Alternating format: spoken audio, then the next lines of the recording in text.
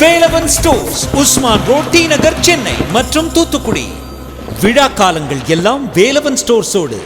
பத்திரிகா சந்திப்பில் அன்புமணி ராமதாஸை மத்திய அமைச்சராக்குனது எனது தவறு. அதே போல இதை பத்தி நான் எந்த கருத்தும் சொல்ல நான் விரும்பலைங்க. சரியா? வேற கேள்வி கேளு. இதை பத்தி நான் எந்த கருத்தும் சொல்ல நான் விரும்பல. 2002, 2004 சிறப்பு வாக்காளர் பட்டி சரி செய்தது. அப்பொழுது திமுக மத்திய அரசின் அங்கமாக இருந்தது. என்டிஏ கூட்டணியில் திமுக இருந்தது. அப்பொழுது தமிழ்நாட்டிலே முதலமைச்சர் ஜெயலலிதா அம்மையார் முதலமைச்சராக இருந்தார். அப்பொழுது திமுக சொன்னது, இந்த வாக்காளர் பட்டி சரி செய்வது மாநில அரசு தவறு செய்யலாம் என்று. ஜெயலலிதா அம்மையார் மீது குறை சொன்னார்கள் கலைஞர் அவர்களும் இதே ஸ்டாலின் அவர்களும். இப்பொழுது மத்திய அரசு தேசிய ஜனநாயக கூட்டணி அதேதான், மாநில அரசு திமுக. இப்ப ஏன் இந்த குறைய சொல்றீங்க? நீங்க தானே இப்ப தமிழ்நாடு ஆட்சியில் இருக்கிறீங்க. உங்களை மீறி யாராவது தவறு செய்ய முடியுமா? ஆய்வு செய்கின்ற அதிகாரிகள் அத்தனை பேரும் உங்களுடைய அதிகாரிகள் தானே. மத்திய அரசிடம் அல்லது தேர்தல் ஆணையம் இவ்வளவு அதிகாரிகள் கிடையாது. உங்கள் அரசு அதிகாரிகள் வைத்து தானே இந்த பட்டியலை சரி செய்வார்கள். உங்களுக்கு என்ன பயம் இருக்கு? போலி வாக்காளர்களை நீக்க வேண்டும். இதுல உங்களுக்கு ஏதாவது தவறான கருத்து இருக்குதா? திமுகவுக்கு வேண்டான்னு சொல்றீங்களா? இதை வச்சுதான் நீங்க இவ்வளவு தேர்தலில் வெற்றி பெற்று இருக்கிறீங்களா? இறந்தவர் பேர் பட்டியலிருந்து எடுக்கணும். 2 வாக்குகள் வைத்திருக்கின்றவர்களை அவங்கள 1 வாக்கு நீக்கணும். இதுல என்ன தவறு இருக்கு நான் கேட்கிறேன். தேர்தலுக்கு முன்பு தான் நடத்தணும். இது இல்லாம தேர்தல் எப்படி நடத்த முடியும்? இது நடத்தினாதான் தேர்தல் நியாயமா நடக்கும். இதுக்கு எவ்வளவு உதாரணங்கள் சொல்லலாம். ஈரோடு இடைத்தேர்தலுக்கு முன்பு பார்த்தா 44,000 பேர் போலி வாக்காளர்கள். ஆர்கே நகர்ல 40,000 போலி வாக்காளர்கள். ஒவ்வொரு தொகுதியிலும் 12,000, 14,000, 15,000 போலி வாக்காளர்கள் இருக்கிறாங்க.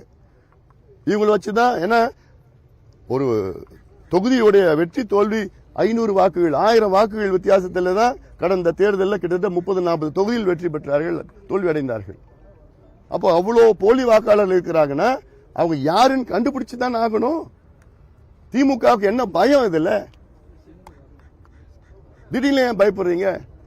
என்னன்னா இதை ஏதோ பிஜேபி செய்யறாங்கன்னு இவங்க செய்கிற தவறுகள் எல்லாம் மறைப்பதற்காக, திசை திருப்புவதற்காகத்தான் இந்த அரசியலை திமுக கையில் எடுத்துக் கொண்டிருக்கிறது. வேற எந்த காரணமும் கிடையாது. ஏன்னா தினம் ஒரு ஊழல் குற்றச்சாட்டு வருகிறது.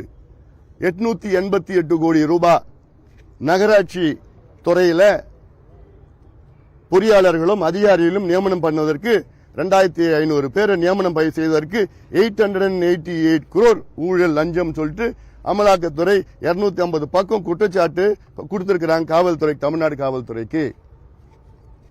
சென்னையில பள்ளிக்கரணை சதுப்பு நிலத்துல அங்க அனுமதி கொடுத்து கட்டப்பட்ட 2,000 கோடி ரூபாய் ஊழல்.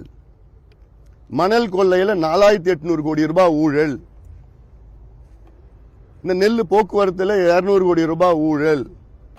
கனிம வள கொள்ளையில குறைஞ்சு 1000 கோடி ரூபாய் ஊழல் 3 தென் மாவட்டங்கள்ல.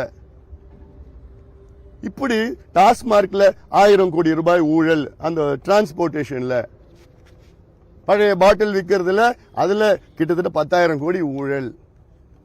இப்படி ஒவ்வொன்றாக ஒவ்வொரு நாளும் ஊழல் ஊழல் ஊழல் கொண்டு வர்றாங்க. மக்கள் மிகுந்த கோபத்தில் இருக்கின்றார்கள் திமுக மீது. இப்போ அந்த கோபம் ஒரு அலையா இருக்கு.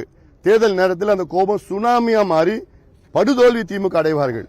அதுல திசை திருப்புவதற்காகத்தான் இதுல வாக்காளர் பட்டியல், அந்த பட்டியல், இந்த பட்டியல் சும்மா வேணுமே அது சொல்லிக் கொண்டிருக்கின்றார்கள். வேற எதுவுமே கிடையாது. அதுல தேர்தல் நியாயமா நடக்கணும், அதுல மாற்று கருத்து கிடையாது.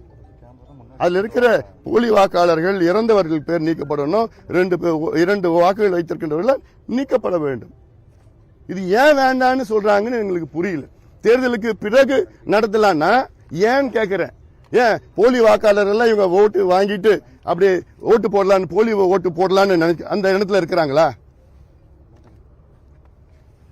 போலி ஓட்ட போடுறவங்களை தான் இப்படி பேசுவாங்க.